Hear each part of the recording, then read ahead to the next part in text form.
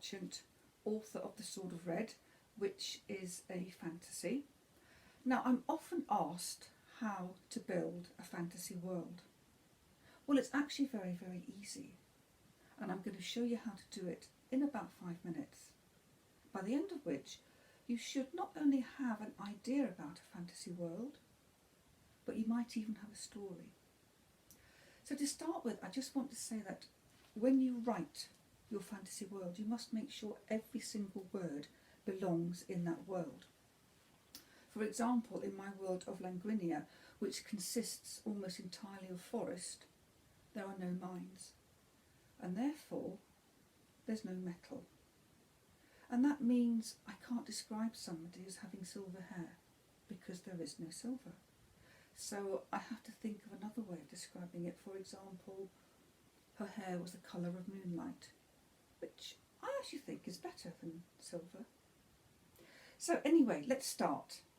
I'm going to give you a very, very simple sentence, and then we're going to turn that sentence into something that belongs in your fantasy world. And the sentence is, a man walks down the street. Very, very simple sentence. But let's break that down.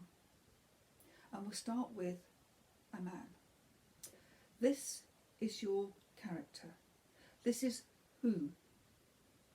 Of course, it doesn't have to be a man, or a woman, or a child. It could be a unicorn, or a witch, or a wizard, or an orc, or an elf, or a stormtrooper from the planet Zog. It could be absolutely anything. Think about who is your character. The next part of the sentence, walks. How? How is your character moving from place to place?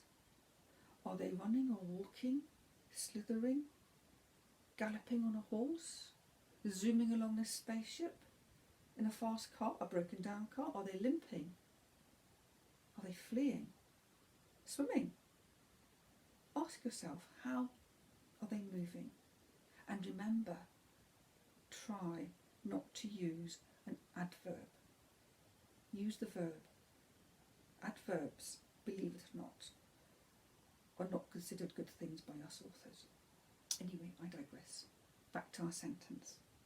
So you have your character, and you have how they're moving. And the next bit, down the street, is where? Where are they? Are they in a forest, in a castle, on the moon, under the earth, under the sea, in their spaceship, wherever? Ask yourself, where are they? And then put those three things together and you'll have your sentence. So, for example, if I was writing about Languinia, I might say something like, the forester sped through the treetops on silent feet. And that might tell you something about my world and something about the people who live in it. Or I might say, Neekra skipped into the sparring yard, broadsword at the ready. And hopefully that will tell you by the fact she's skipping that she's happy. She's going into a sparring yard, her sword's ready, but she's happy. Because fighting with swords in Languinia is a good thing to do, and people do it for fun.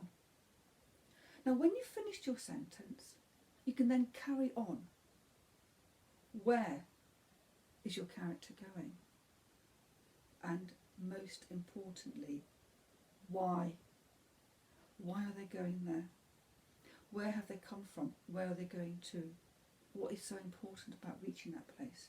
And then, what happens once they get there? Put all that together and you've got the makings of a story.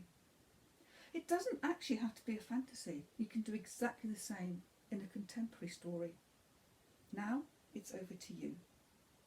I'd love to see what you come up with. Have fun.